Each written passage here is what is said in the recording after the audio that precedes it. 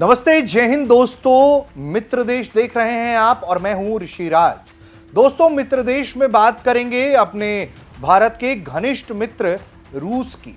भारत और रूस की जो साझेदारी है वो लगातार बढ़ती चली जा रही है।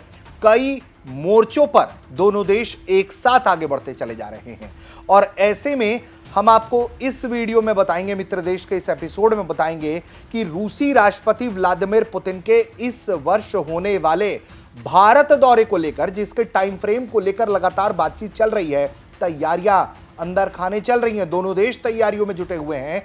उसमें पुतिन भारत को क्या क्या गिफ्ट दे सकते हैं, भारत के साथ किन अहम साझेदारियों का ऐलान हो सकता है, इसको लेकर हम जानकारी इस वीडियो में देंगे मित्र देश में कि आखिर रशिया भारत को क्या सौगात देगा और भारत के साथ मिलकर रूस आने वाले दिनों में क्या कमाल करेगा और कैसे दुनिया को ठेंगा दिखाएगा। क्योंकि दुनिया के तमाम देश जो हैं उसमें खासकर अगर हम बात करें अमेरिका और कुछ वेस्टर्न देश जो हैं वो भारत और रूस की साझेदारी से चिढ़ते हैं।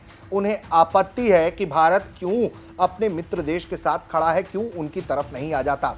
ऐसे में भारत और रूस की जो साझेदारी है वो नहीं डिगी इन तमाम कोशिशों के बाद, और अब जब तैयारी चल रही है आपका रूस के राष्ट्रपति व्लादिमीर पुतिन के दौरे की, भारत आने की, तो उसमें कुछ अहम डील होने वाले हैं। ये हम आपको इस वीडियो में चलिए एक एक करके बताना शुरू करते हैं। तो सबसे पहले आपको मालूम है कि शिखर सम्मेलन के लिए संभावित तौर पर रूसी राष्ट्रपति व्लादिमीर पुतिन भारत के दौरे पर इस साल किसी भी टाइम फ्रेम में आ सकते हैं, जिसको लेकर गाहे बगाहे कई बार पुष्टि हुई है कि पुतिन आएंगे, लेकिन कब, इसको लेकर बातचीत चल रही है। तो क्या हो सकता है? तो इसमें जो सबसे बड़ी बात है, जो सबसे अहम बात है, वो ये कि ब्रह्मोस 2 के हाइपरसोनिक क्रूज मिसाइल प्रोजेक्ट को फिर से शुरू करने का समझौता हो सकता है। यह मिसाइल इतनी तेज और खतरनाक होगी कि दुश्मन को इसे रोकना लगभग नामुमकिन हो जाएगा।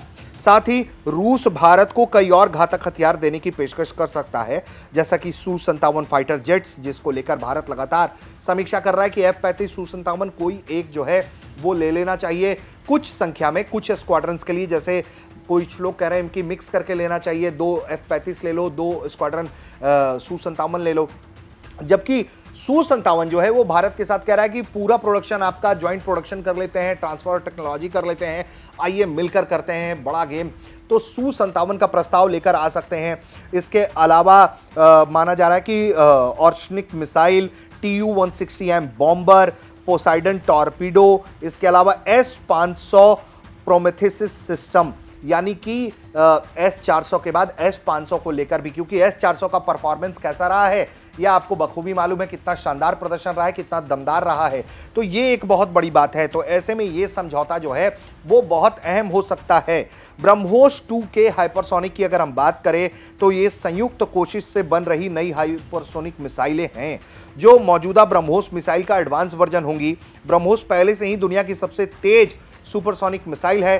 हाल के दिनों में भारत ने जब पाकिस्तान पर ब्रह्मोस से हमला किया तो पुतिन ने भले ही साफ तौर पर नाम नहीं लिया, लेकिन उन्होंने कहा कि किस तरह से रशिया के द्वारा बनाए जा रहे हथियारों ने जो युद्ध के मैदान में अपनी ताकत दिखाई है उससे वो खुश हैं और इसको आगे और वो बढ़ाना चाहते हैं।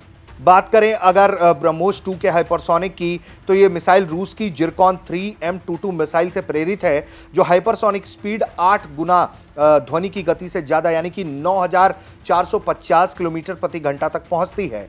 इसमें स्क्रैमजेट इंजन होगा, हवा से ऑक्सीजन लेकर जलता है, मिसाइल को लंबे समय तक तेज गति देकर रखता है, 1500 किलोमीटर तक मार कर सकता है, दुश्मन के गहरे ठिकानों को निस्तानाबूद करेगा।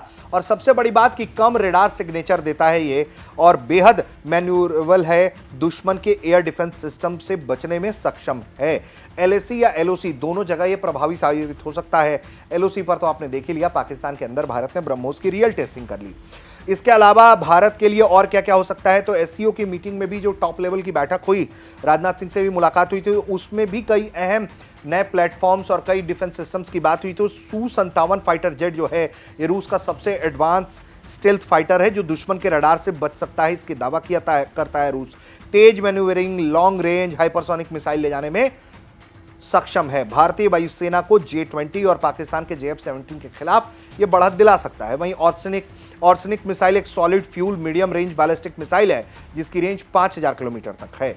6 अलग अलग निशाने पर एक साथ मार करने वाले इसमें वॉरहेड्स जो है लगाए जा सकते हैं और एक साथ कई ठिकाने को यह नष्ट कर सकता है। वहीं बॉम्बर लगातार दुनिया में, हाल में जब अमेरिका ने ऑपरेशन किया ईरान के खिलाफ तो बॉम्बर्स की चर्चा रही। यूक्रेन ने भी कुछ रूसी बॉम्बर्स को उड़ा दिए उनके खड़े बेसिस पर, तो उसके बाद भी बॉम्बर की चर्चा रही। तो ऐसे में क्या भारत के पास भी बॉम्बर होने चाहिए? भारत के पास बॉम्बर अभी नहीं है, तो क्या बॉम्बर विमान चाहिए? तो रूस की एक सुपर हैवी ये बॉम्बर है Tu-160M जो परमाणु KH-102 और कन्वेंशनल KH-101 क्रूज मिसाइल ले जा सकता है। लंबी दूरी तक उड़ान है और परमाणु हमले की क्षमता है। फायदा भारत को परमाणु डिफेंस में मजबूती दिलाएगा।